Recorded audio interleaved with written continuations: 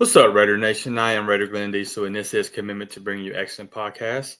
Come back with another great episode for you guys.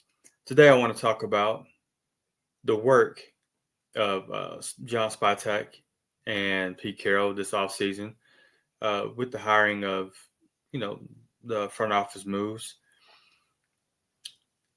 to the free agents, to the draft. They've done a lot of work, yes, and it got me to thinking about what is what is the impact that they're trying to make. So my question, Raider Nation, is: are the Raiders building a championship team? um, to me, I see the areas and I see the things that they've done. Again, coming talking about the front office moves that they've made to the free agents and to the draft. um, I'm kind of liking what I'm seeing. That they're actually, to me, looks like they're building a foundation. I mean, we've had several regimes in the building, and I didn't feel that way. I mean, it it was all like kind of like lip service and stuff like that. And it's totally different. It's totally different with this regime. Um, the hardest thing to me, to build a championship team is to get players, that strive to want more. Trying to find something that's bigger than themselves. Because players are motivated by different things. Whether it's celebrity, money, Hall of Fame. But if you can get those guys, ultimately having, the consistent message in the building, that is not just about them. They will get their flowers and notoriety and things like that. But it is about winning games and winning championships and creating a legacy for the organization. You know what I'm saying? And that's kind of hard to do in this era of football with NIL and players coming out and already making money, you know, in college. So it's kind of like they really love football.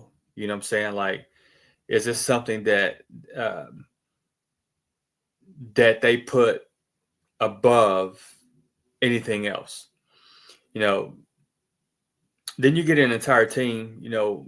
Again, if you get those players buying into that, what I'm saying, buying into winning games, winning championships, and building a legacy for an organization, then you get an entire team playing for one goal and trying to achieve that goal. You know, while in the same time carving out, their legacy, their the things that they want to accomplish and achieve in the NFL. And if they get those type of players in the building and get them to understand that if you're doing the things, winning games, you know, um, loving football, putting everything else above, not putting everything else above the team, the money and the celebrity, status and stuff like that. Your accolades and your legacy will be built while on the same time you're winning games and you're winning championships. So that's the mindset that John Spytek and Pete Carroll is trying to implement it in this building. And I think they've done that so far, to be honest, with the free agent moves and with the draft and with the people that they brought into the front office. I want to kind of go back to the introductory presser. And there was a question asked to John Spytek. And he was asked, what is the approach to building this team's roster? And Spytek emphasized the importance of character and competitiveness in players. He stated, "Our character will be our fate in a sense. We're looking for, first, people that love football. They want to compete every day, or they just won't be a place for you here. And that's okay. There's a place for you in the NFL, but just not with the Raiders." And that hit pretty hard, or that hit pretty solid for me, because I understood what he was trying to say. We've had so many times that we've had players come in and take the bag and get paid, thinking that this is the last stop, um, uh, until upon their retiring, is to get that one last bag, get that last payday and not do nothing. You know what I'm saying? And or have guys come over and not really put in their effort, and and then we label them as bust, or that was a bad free agent signing or whatever. So I I loved that he said that, okay, there's a place for you in the NFL. There's 31 other teams that you can hitch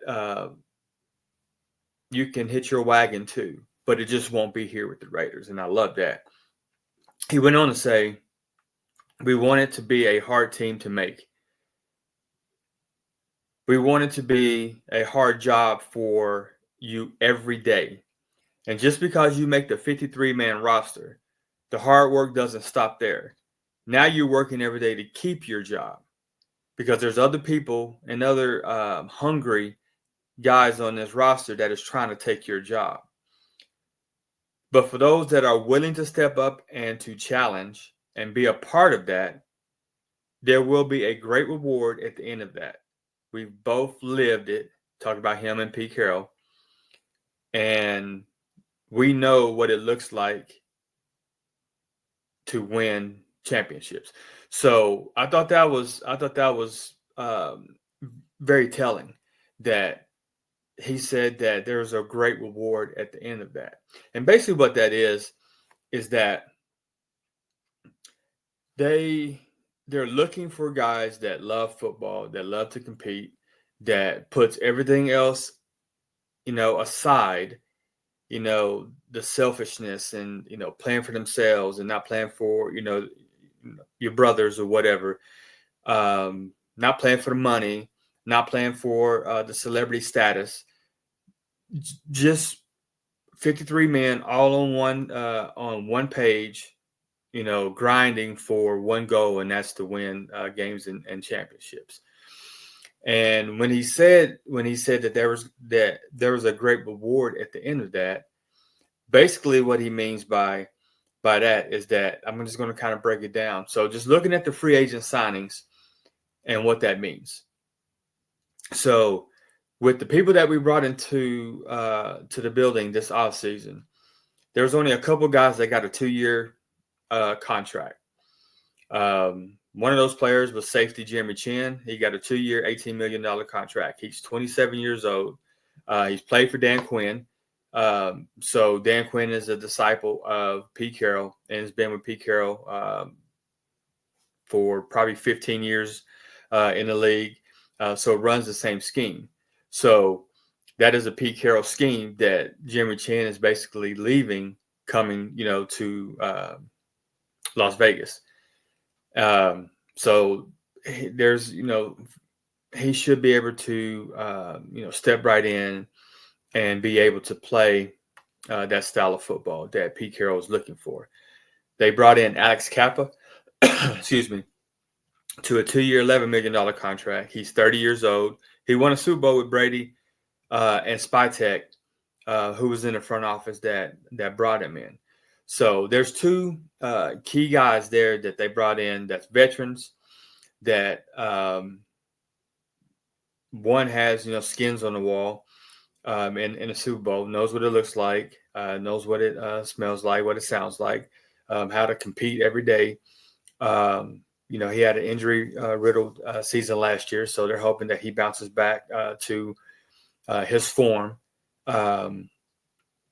and they feel confident because they gave him a 2-year contract. Now, the 1-year contracts, cornerback Eric Stokes, 1 year, $3.5 million. He's 26 years old. Landon Roberts, linebacker, 1 year, $3 million contract, 31 years old. Safety Lonnie Johnson, 1 year, $1.7 million, 28 years old. Devin White, 1 year, $1.2 million. He's 27 years old. Now, he won a Super Bowl with Brady, and Spytek, again, was in the front office. So they know what kind of player that he is. They know what he was, and they're banking and hoping that he can come back to that form. He's only 27 years old. Again, so change of scenery, getting with some familiar people. They're hoping that they can catch lightning. Now, if you look at it again, 1 year, 1.2 mil. Lonnie Johnson, 1.7. Atlanta Roberts, 3 mil. Stokes, 3.5.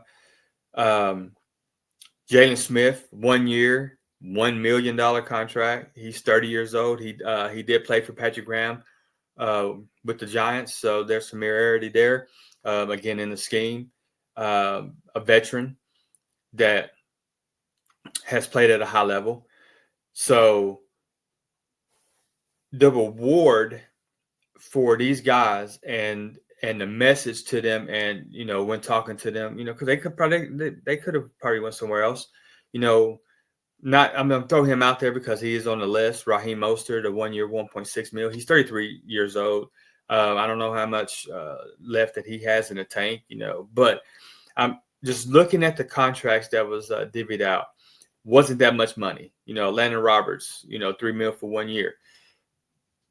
But the message was, hey, if you come in and you buy into the message, the culture that we're building here, and you do the things that we expect you to do, that you can do on the field, the great reward is, we will reward you with the contract. You know what I'm saying? Like it's earn, your work, earn your contract. It's a prove it deal. And all these guys took that because, again, they're looking for football players that love football. These guys love football, right?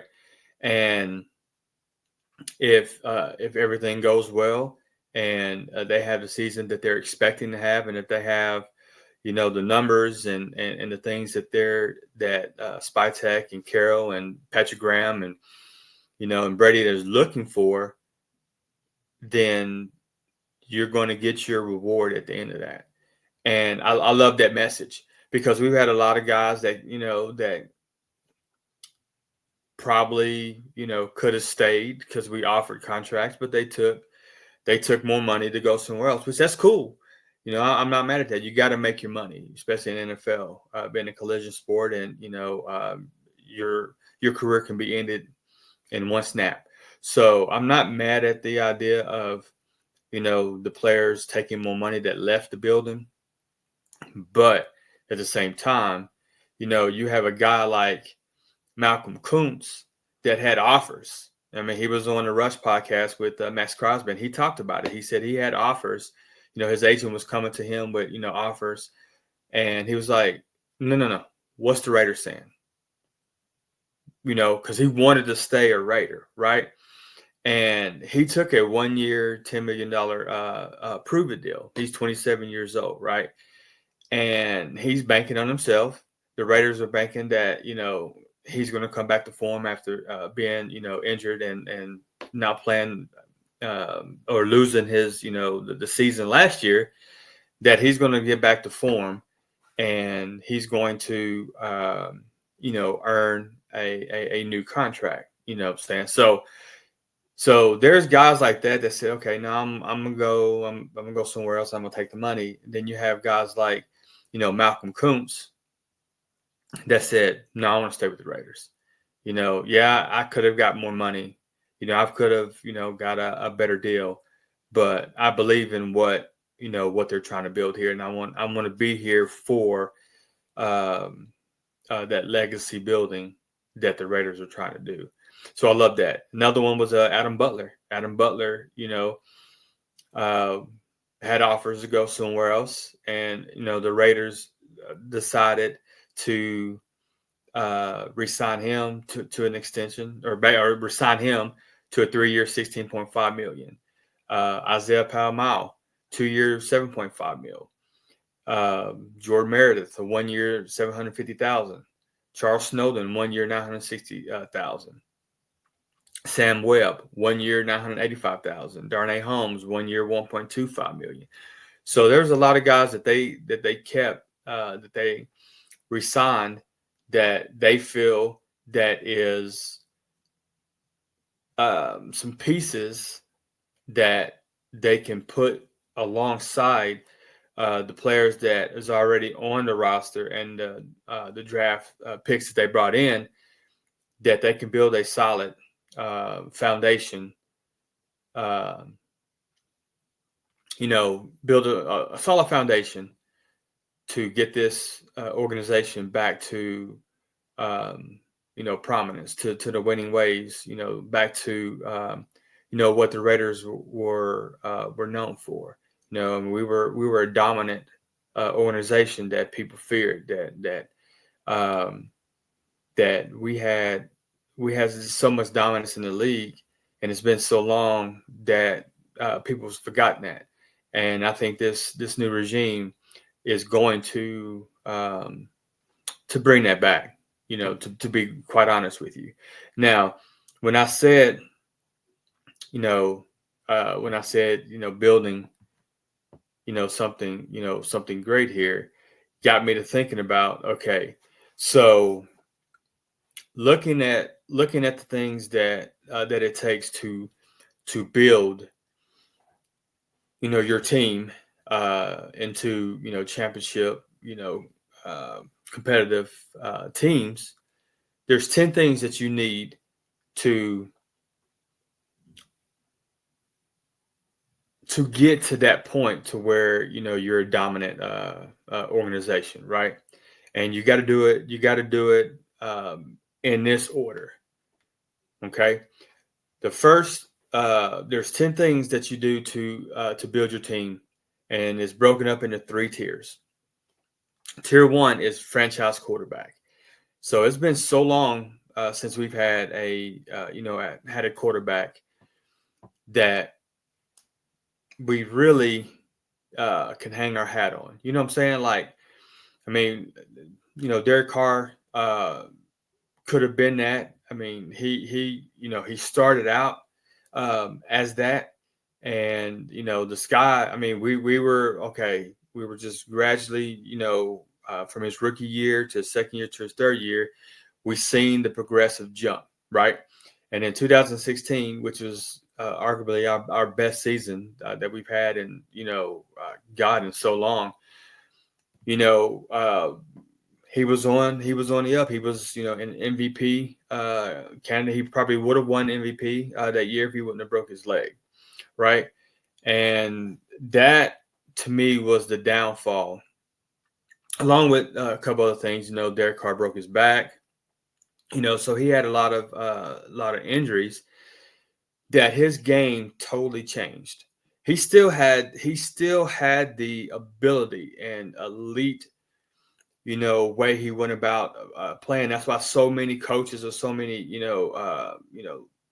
people coming in stuck with Carr, because he had everything to be a franchise quarterback, right? He had the elite arm, can make all the throws. He, he had a elite processor. He could, hell, he was breaking down NFL, tape and defenses or whatever, 9, 10, 11 years old, with his brother, David Carr. So he knew how to, he knew defenses or whatever.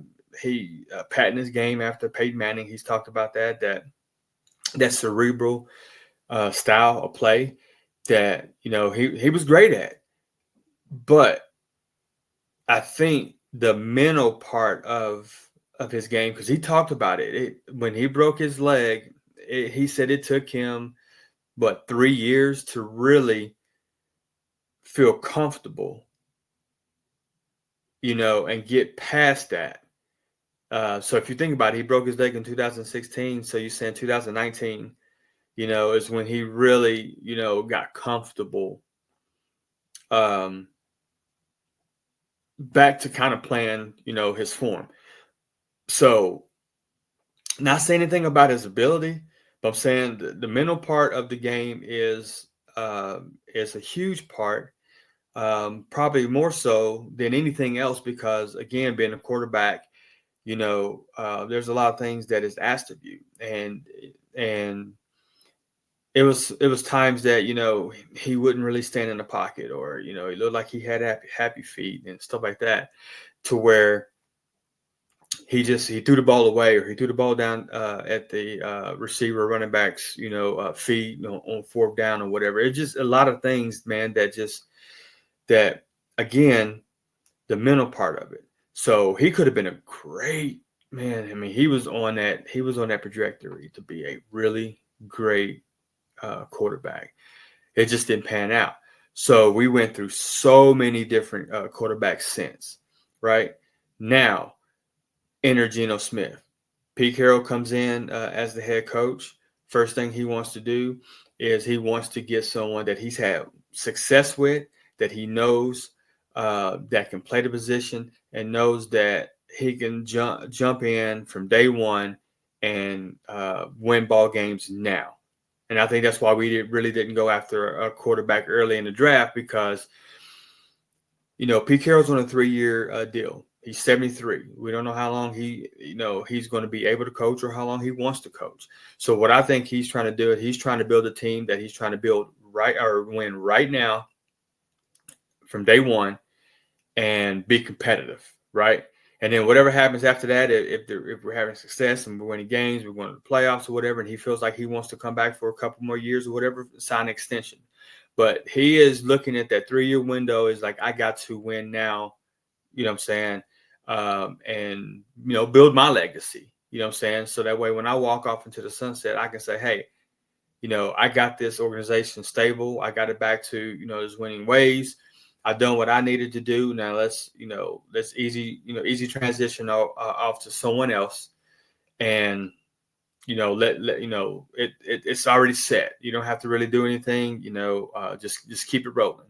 Kind of like what Seattle's doing after he left. He built that culture or whatever, and it's still rolling. So again, enter Geno Smith. So since having his career revived under Carroll, his stats are. He's a 68.3% completion percentage. Again, these are under Pete Carroll. 12,226 yards passing, 71 touchdowns, 35 interceptions. He has his only 2 Pro Bowls and a Comeback Player of the Year award. He has been a top 12 quarterback under Carroll. So that's why they went and traded for Carroll, or traded for Geno, because Carroll has success, with him. So again, franchise quarterback is tier 1, most important position on the field. If you don't have one, you're not going to be a contender. You're not going to be contending to go to the playoffs and put yourself into a position to win Super Bowls. So I think that was the very first step of building, this team into a championship competitive team. So we got that. Number 2 is tackle. You got to protect your quarterback. Now you have a franchise quarterback. You got to protect your quarterback, which is crucial to the success of your team. Like, if you don't protect your quarterback can get injured. You can't run your offense if you're successfully if your quarterback is running around, running for his life, or he's on his back, taking sacks. So you got to be able to protect the blind side. of your quarterback, and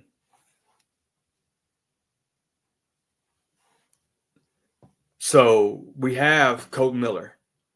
He is in his last year of his deal. Depending on how he performs, again, he's on a prove a deal. Unless they may still sign him to an extension or whatever. I mean, it's May, so we still have time. I mean, we're not into training camp or anything like that. So there's still time that they may give an extension. But if they don't, and they say, look, 1 year, play out your year. Again, if you buy in and believe, what we're building here, and do your part, there's a great reward for you on the end of that, right? And so, which I hope he does, and I hope we do, because he's 31 years old, so he's still in the prime of his career. And, he's been solid for us, right? Since being, first round draft pick in 2018. But if not, we did draft, his succession plan in 6'4", 312-pound tackle Charles Grant in the third round from William and Mary. A lot of upside. Love this film. If you remember, if you watched my 7-round mock draft that I put out, he was one of the guys that I had us drafting. And I talked, heavy about him. I said, John Spytek loves drafting tackles or, linemen, preferably, tackles from small schools. And I talked about, the players that he drafted, with the Bucks. And sure enough, like I said, keep your eye on Charles Grant. And, Charles Grant got drafted along with Caleb Rogers. He was another one of the guys that I talked about in that podcast. And I did have us drafting him as well. So they are looking at the concession plan. Again, how do you build a successful championship team? Two of that is, franchise cornerstone tackle. So they did that. So they have one already on the roster that, if it doesn't sign extension, may be gone. So they are looking down the road saying, okay, that happens. We do have the concession plan in place. Number 3 on that list is edge rusher. It could be a defensive end or it could be an outside linebacker, but just edge rusher, period. Disrupting the quarterback is the most crucial and consistent way to affect games. Okay. Edge guys change games, right? And if you don't have one, then your defense is not going to be successful. So you got to have one of those guys, and we have one of those guys on the roster in Max Crosby. So first order of business when they took over,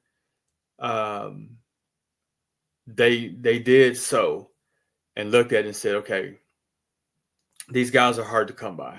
We're not letting this guy out of it. Okay. He still had money on his deal, but he didn't have any guaranteed money, right?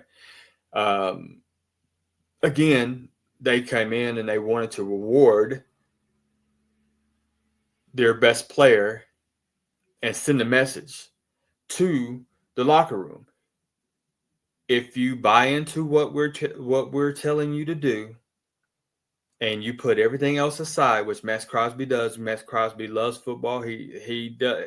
Everything is football to him, right? There's a great reward. And that reward was a 3-year extension that, basically who's one of the best pass rushers in the game that ensures that he's going to be around until 2030. Okay, so we got Max locked up to 2030. So 5 more years with the Raiders. So what kind of message is that, sending, to the locker room? Obviously Malcolm Coos probably seen that and said, oh, okay. So, I'm going to be a free agent. And I just seen what they did to Max, with Max or whatever. And, seeing, what they did by, bringing in Geno Smith. So now we got a franchise quarterback. If I ball out or whatever, and I do the things that I need to do that I know I can do, they're going to reward me. So I'm going to sign a 1-year deal, even though I had offers to go somewhere else. So that's basically is big for me, because bringing Malcolm Kuntz back, and for him to have a chance to play for a huge contract next year, is big, because he talked about it. Max talked about it. Kuntz, he said Kuntz has been the best pass rusher opposite of myself since I've been here. And it sucks that, I lost him last year due to that injury. So having him back healthy this year is going to be a big deal for our defense.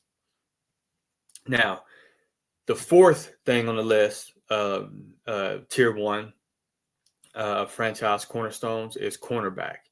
In today's game, with it being so pass heavy league that it is, a true number 1 cornerback that can shut down one side of the field, got to have one of those guys. You got to have someone that can take away the number 1 receiver and say, hey, go to the other side, or it's going to be a long day for you and your number 1, line up against me. The Patrick Surtains, the Derek Stingley's, the Sauce Gardners, those guys, Tariq Woolen from Seattle, which brings me to who I'm fixing to talk about, because he has the similarities and he is comped to Tariq Woolen, which Pete Carroll drafted in Seattle, is Darian Porter. Raiders drafted this guy. He is raw, but he's very talented. He's 6'3", 195 pounds, and runs a 4.3 40. His relative athletic score, which is the RAS score, is a metric that evaluates the athleticism of NFL prospects. His was 9.9 out of 10, which is 4th out of 2,509 cornerbacks from 1987 to 2025. So since this metric has been in place from 1987 to now, he has the 4th RAS score out of 2,509 cornerbacks coming out. So that tells you how sick his athleticism is, right? I mean, he just measures off the charts.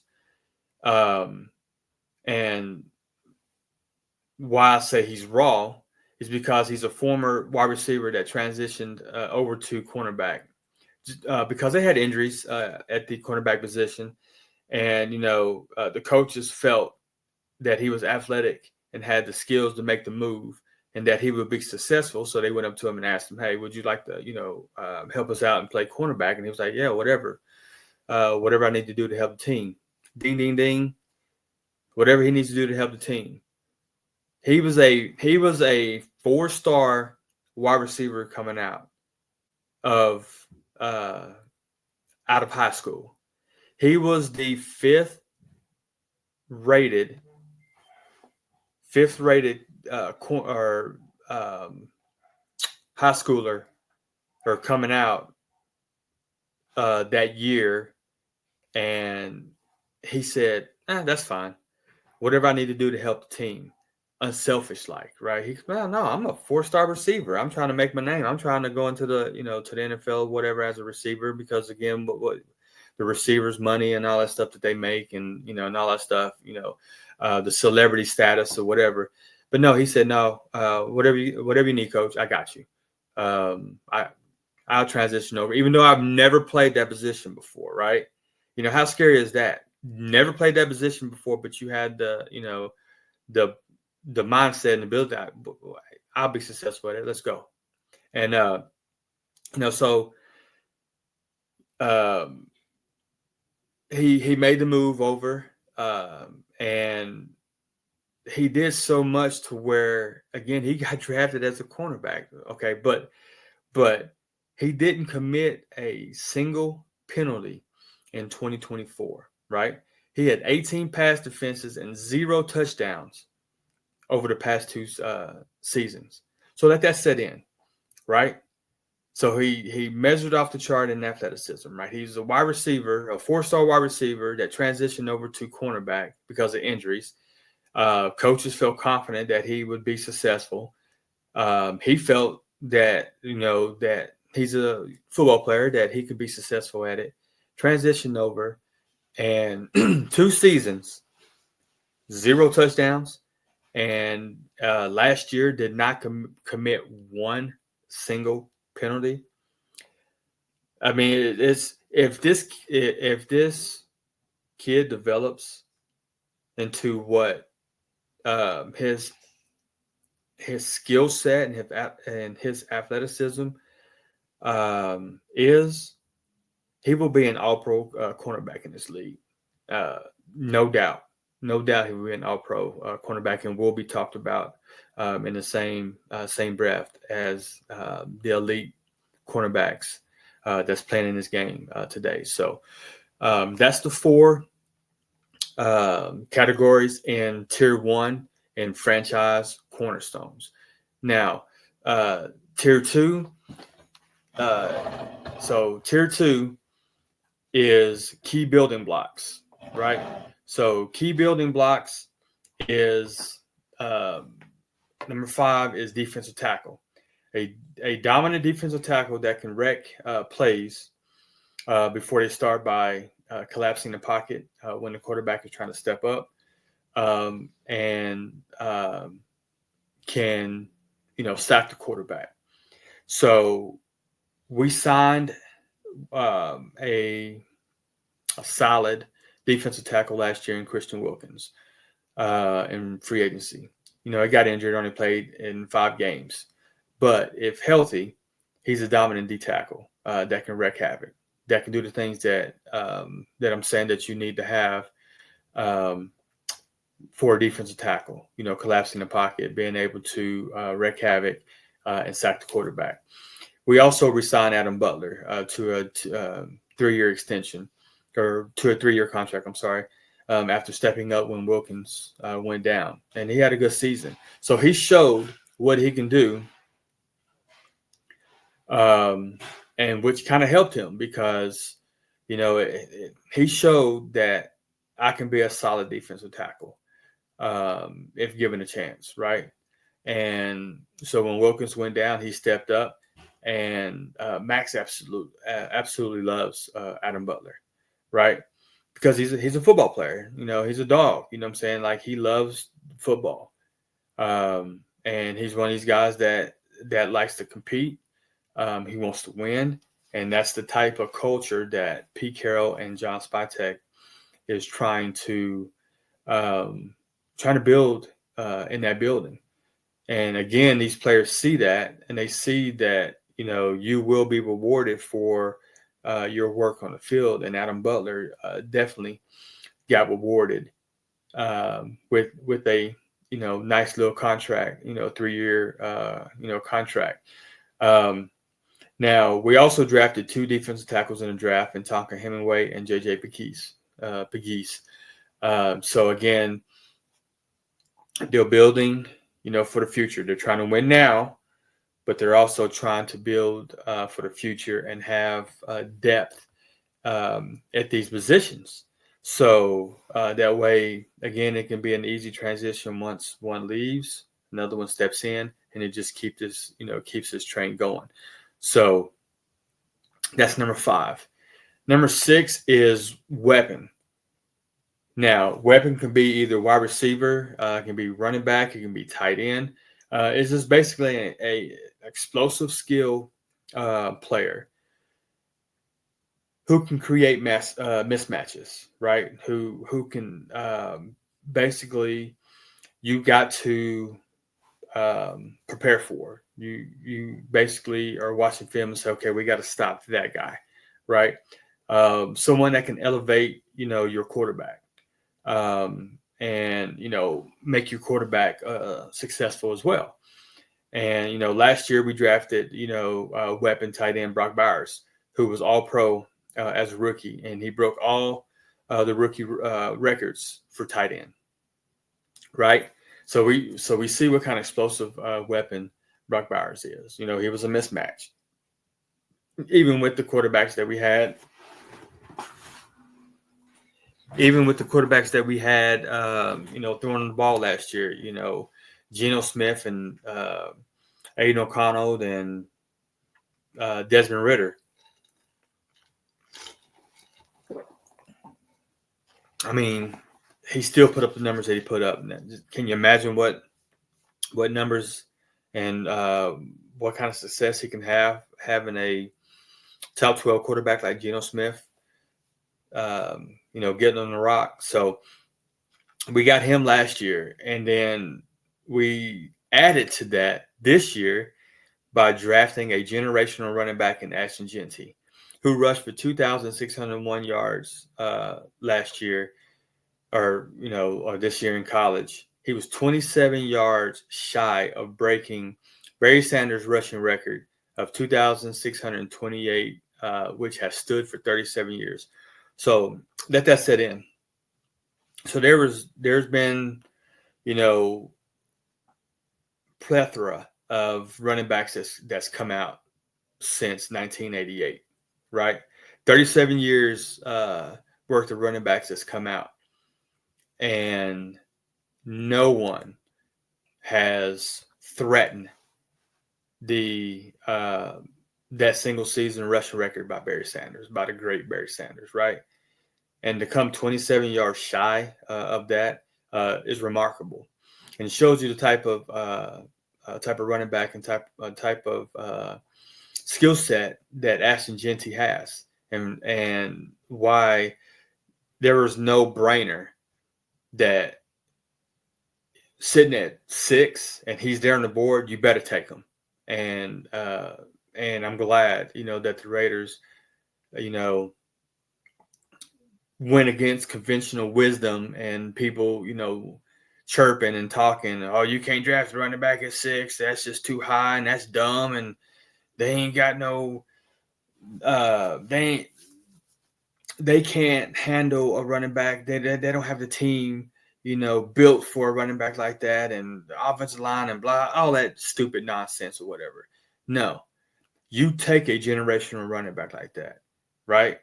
And some people had him number 1 on the big board. He was in the top 5 on the big board of all big boards that's out there. The McShays and the Fields and the Kuipers and Jeremiah's and all those guys that do the draft analyst or whatever. He was in the top 5. So you take a generational player like that, and especially when he's compared to, now check out the names that he's compared to: LaDainian Tomlinson, Marshall Faulk, obviously Barry Sanders, and our very own great Raider legend Marcus Allen said that Jeanty reminds him of a faster Emmitt Smith. Now, I don't know. I mean, I think Marcus Allen knows something about running the ball, right? I think he knows something about playing the running back position. I think he knows what he sees when he sees something, that what it's supposed to look like. And for him to come out, and there's video out there, you can hear him saying it. So you can fact check me. He said he reminds me of a faster Emmitt Smith. So that lets me know that he has that type of ability. And the Raiders are hoping that he channels that ability and carves out a Hall of Fame career of his own. You know what I'm saying? And the kid loves football. He wants to be great. And he is going to strive, do everything he can to be great, right? So if you're doing the things that you're supposed to do, you know what I'm saying? at the end of the tunnel, you're going to be winning games. You're going to be winning championships, and you're carving out a legacy, a Hall of Fame legacy. And obviously, getting, contracts and stuff like that is going to be your rewards.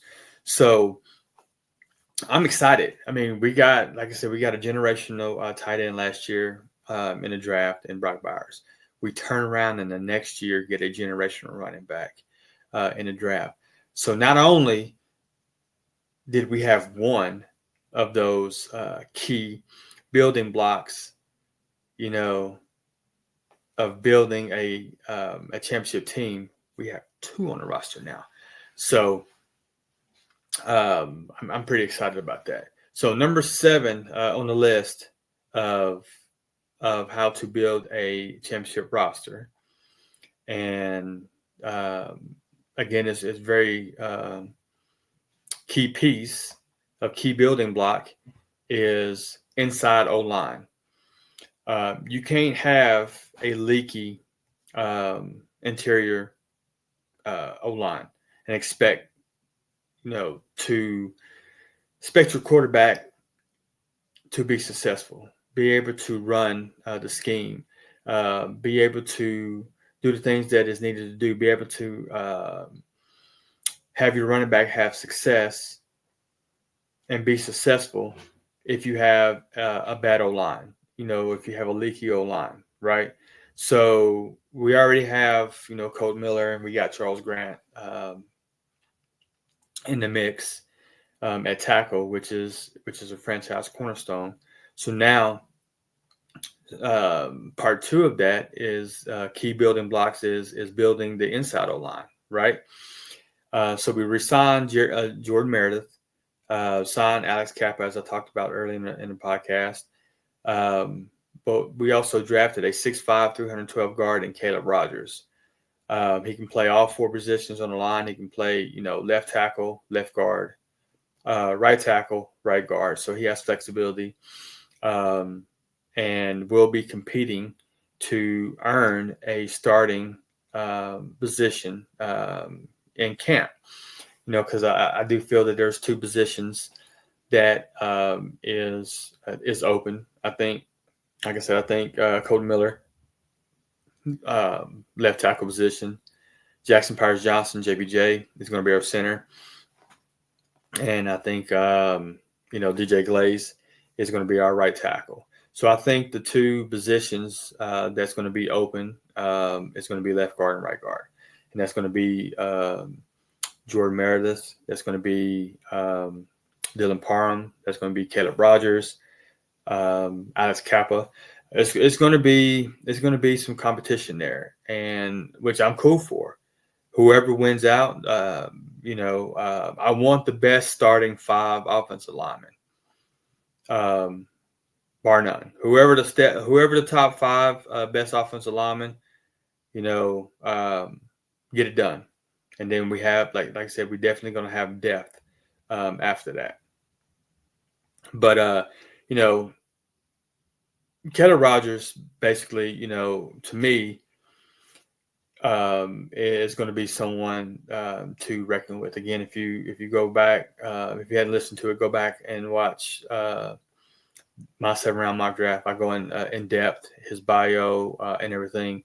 I think he's really going to be solid. But to me, it shows that they're making a conscious effort, and putting emphasis on building a solid line. With the chance for it to be great, if they can gel and get chemistry. So it's going to be very crucial that they identify and they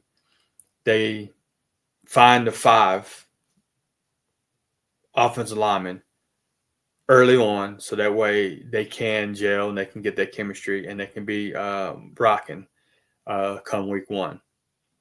But the talent's there. They just have to put it all together. So when people are sitting there saying that the Raiders ain't prepared or not ready to have an Ashton Jeanty because their offensive line, they're not watching. They don't know anything about our roster, because if they did, they would understand and see that our line wasn't that bad last year. We just really didn't have the right running backs running behind that line, to be quite honest.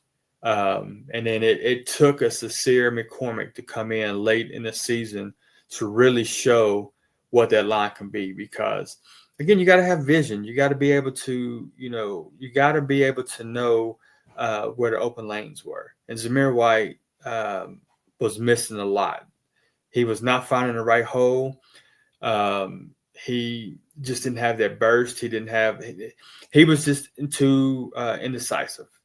He was thinking so much, I guess, and he just wasn't confident enough, and he was just missing a lot.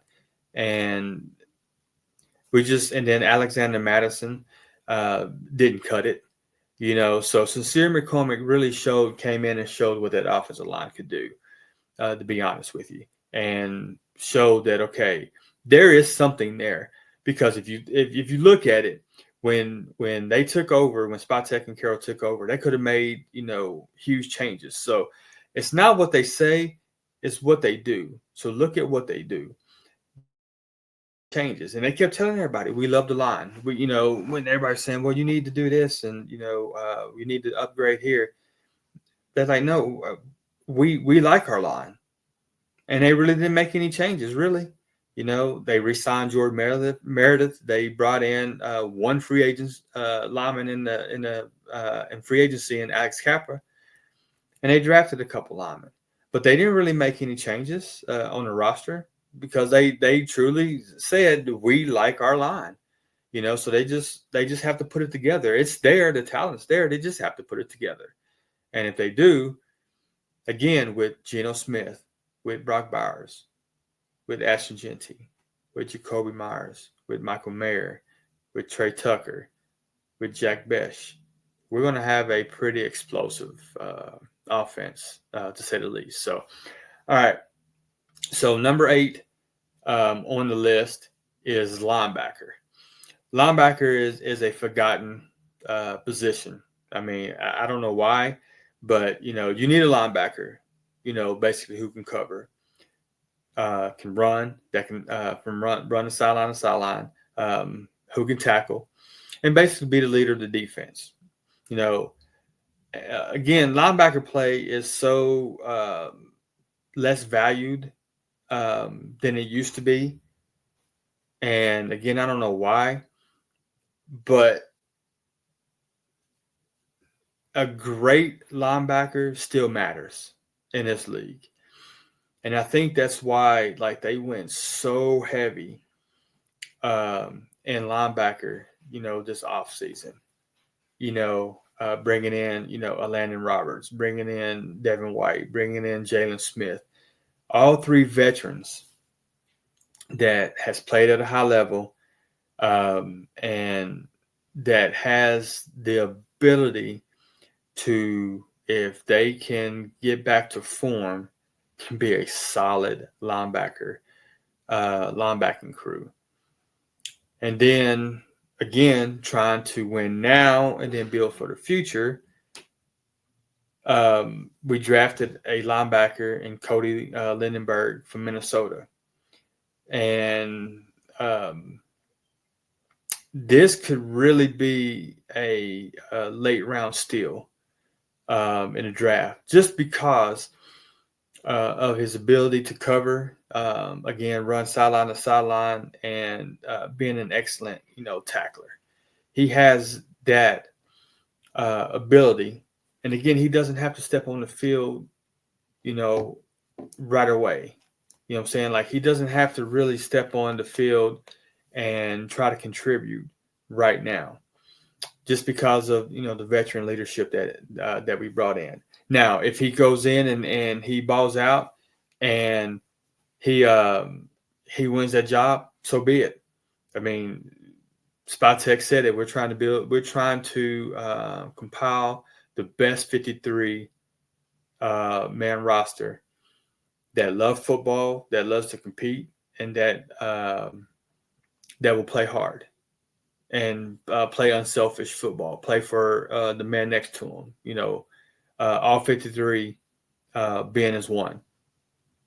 So I'm cool. I'm cool with that. So um, the last and um, of the last tier of the 10 positions to build a championship team is your complementary pieces. And I'm not going to spend too much time on this, but number um, number 9 is tight end. And I know tight end was, I had weapon, wide receiver, running back, tight end, or whatever. This is, the tight end's not like Brock Bowers, not like, Travis Kelce, Kittle, or anything like that. This is the complementary tight end, like a Michael Mayer, that can do everything, that does everything else, like the dirty work and stuff like that. But, that can be the security blanket that, again, you can play the 12 personnel. But they're needed. They're needed in the offense. So you need one of those. And we have that. Like I said, we have that in Michael Mayer. Number 10 is safety. Modern defenses, need safeties, that can cover,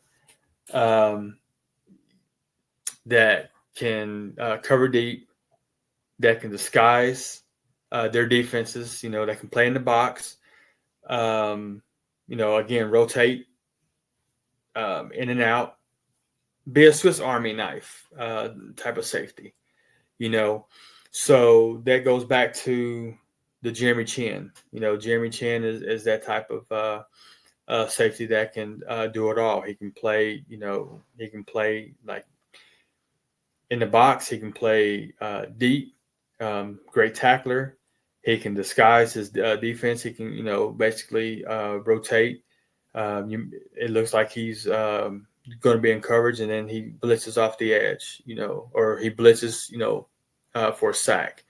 He can come down and make the huge tackle, come up and tackle the tight end, or, running back coming out of the backfield or whatever, you know what I'm saying? So he's a Swiss Army knife.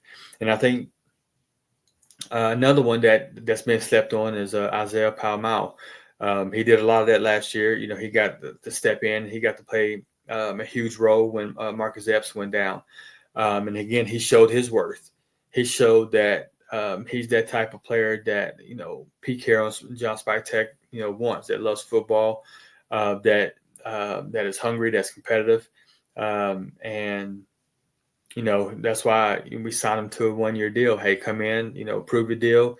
Let's string together another season. You do the things that we're asking you to do. There's going to be a great reward. So, and he's that Swiss Army knife. He's a little slight in build, but he still packs a punch. He doesn't hesitate. You know what I'm saying? Like, to come in and still lay the wood. And even though, again, he has, that slight build. So we have that. And, again, Lonnie Johnson and stuff like that. So we still have Trey Smith. We still have Thomas Harper. So there's some guys there, again, that is not known names, but in that building, they're known. They're known, and seeing what they can do by that staff with, Patrick Graham, what Patrick Graham wants in his defense and what Pete Carroll wants in the defense or whatever. So now I'm going to throw a bonus. I know I said there's 10, but I'm going to throw a bonus in there, and that is running back. Now, this is for like the mid-round running backs, that has some elite abilities, like burst, they're fast. Their vision, their receiving, see, Ashton Genty has the burst, he has the receiving, and he has the vision. all in one package. Now, these running backs are they may have two of the three, they may have one of the three, but they have some kind of elite ability that that they can bring to the ball club that that is needed to be a complementary piece. Raheem Mostert, right? Raheem Mostert is that complementary piece that is needed to spell or to have on the roster that again doesn't do one thing great, or it doesn't do all the things great, but he does one thing great, right? And so you need those pieces again to fill out your whole roster, and again to have that those building blocks or whatever. So the conclusion to this or whatever is basically, I see the vision. I see what John Spytek and Pete Carroll is trying to do. And I think they're doing a successful job so far. Again, we haven't played any games, and we haven't, started up or ramping up or whatever in training camp and preseason, stuff like that. But just the moves that they've made and the message that they're trying to send, I really believe that they're building a championship winner here. Just kind of go back to what I was saying before, like the other regimes and everything. So let's just take, AP, which I loved AP. You know what I'm saying? Like, he just wasn't ready. I talked about this a couple podcasts or whatever with my guy EP Raider, and I said last year that we really needed to get a head coach that could compete with the coaches that we have in this division: Andy Reid, Sean Payton, Jim Harbaugh. Now, I was heavy. I wanted Jim Harbaugh for the simple fact of his resume. The man's a winner. Just whatever you want to say about his quirky, quirkiness and the off the wall stuff that he says and just weird, stuff. The man wins. Wherever he's been, he has won, and he wins quickly. Again, he took that team, the Chargers, made him a playoff team in year one, 10-7, right? And building on that. So they're going to be a team to be reckoned with. But I said we needed someone in that room leading us. And yes, AP was a great leader. He does have that leadership ability, but there was a lot of unknown things that he did not know. He's never coached before on any level. And to expect him to come in and coach an NFL team it's crazy. And that's why he brought in so many people with so many cooks in the kitchen. He's bringing all these ex-head coaches and just it was too many voices and my guy EP, said as soon as the season before, like when the hiring and all stuff, and then all the coaches, he's like, this is not going to work, G. It's not going to work. He said there's going to be too many cooks in the kitchen. There's going to be too many voices, and it's not going to work. And he was absolutely right. But he didn't know what else to do. He didn't know how to put schedules together and travel plans and how to put practices and stuff together. He didn't know how to do any of that, so he needed to lean on those guys, right? So bringing in Pete Carroll was a home run hit. Now you got a guy that has the cachet. You have a guy that has the skins on the wall that can look at those other coaches and say, hey, what you've done, I've done. You ain't done nothing that I hadn't done. I won just as much as you. I've beat you guys. I've won Super Bowls. I've been to 2 Super Bowls and won 1, right? Jim Harbaugh's the only one that hasn't. He's been to the Super Bowl, but he hasn't won one, right? So he can go up against those guys and be able to go toe to toe and basically, back and forth with those coaches, right? It's not going to be anything new, okay? But what did we hear from Josh McDaniels when he came in? Oh, we're going to establish our identity and and this and that or whatever. And in a year and a half, we were still looking at one another saying, what was our identity? We didn't have an identity. This man, basically went into like week 5, cycling in different offensive linemen because we didn't have basically we didn't have our 5 offensive linemen set because we couldn't find it. I mean, that's something that you do in mini camps and phase 1, phase 2, phase 3, phase 4 of camp, and then training camp, and then mini camps and preseason. You do all of that stuff then. Don't be, anyways. So we didn't have an identity, and then AP takes over. Oh, our identity is going to be we're going to be a smash mouth football team. We're going to run the ball. We're going to pound the rock. We're going to play hard nosed defense. And then they let Josh Jacobs go when AP said he was the heartbeat of the team. So the heartbeat of the team and identity of our football team, we're going to be a smash mouth football team. We're going to run the ball. We're going to play hard-nosed defense. And then you let the heartbeat of our ball club out the building. Okay. That's fine. Whatever. What you're going to do to obviously you got a plan. I mean, you let him go. So what's the plan? And then for 17 weeks, we kept hearing, oh, we're going to run the ball.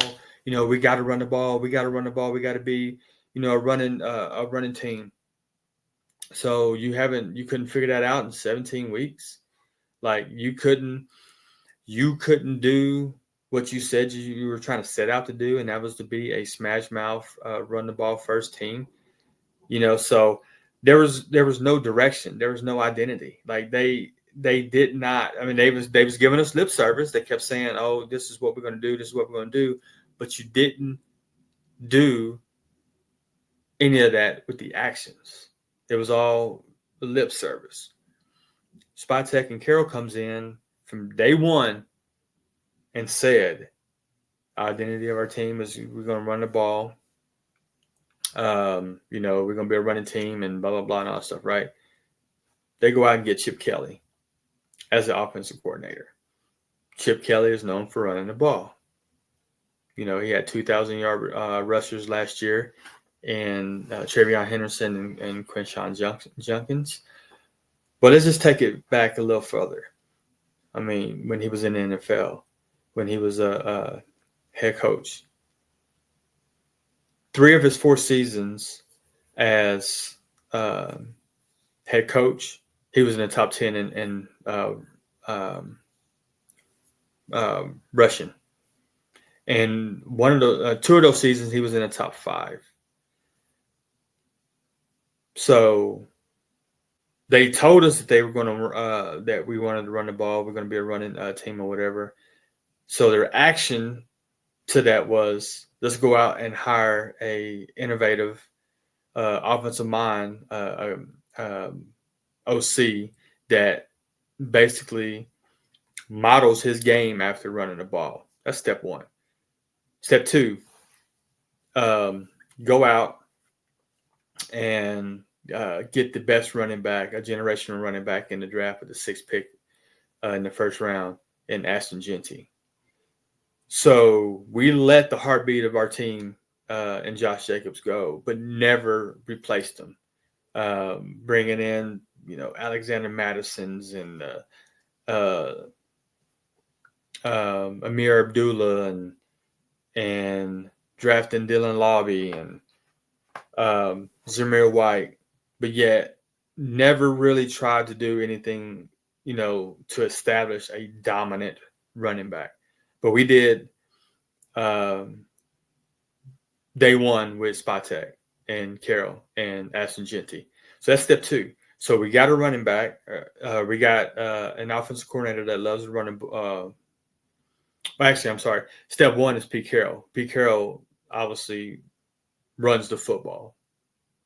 He loves running the football. Step two is to enhance that by getting an offensive coordinator that loves to run the football in Chip Kelly. Step three is getting a generational running back in Ashton Genty that can run the ball. So, and then you go out and then you go and get, re-signing and Jordan Meredith and Alex Kappa, and then bringing in Caleb Rogers and Charles Grant to the line. So basically, you're trying to build a solid O-line to say, okay, we want to run the ball, but we got to be able to run the ball with a solid line. We're going to do that. So I'm very confident in saying that this year we're going to know what our identity is going to be. We're going to be a running team. We're going to be a smash mouth team. And it's going to be very hard to stop us on offense because of the weapons that we have. That we're going to play off of the run game with a quarterback that thrives off of play action.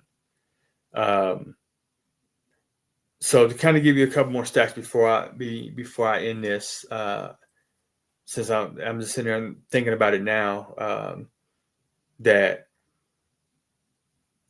save that. I'll save that for the next podcast. It has something to do with Geno Smith and some of his stats or whatever. But anyways, I really do think that this is going to be a solid build here, that they're going to put us back into contention or whatever. So, all right, Raider Nation, I hope you guys like this podcast. Please help your boy out. Subscribe and like the video. Please like the video. So that way, man, I can keep doing what I love for you guys, for Raider Nation. And that's putting out great content like that. So, again, let me know if you think the same way. I do think that we're building a contender here. I think that Spytek and Carroll are building a championship team, and I can't wait, and I'm excited to see it all come together when the season, once preseason and the season starts. So, all right, Raider Nation, you guys stay up, and I'll be back with another great episode for you guys.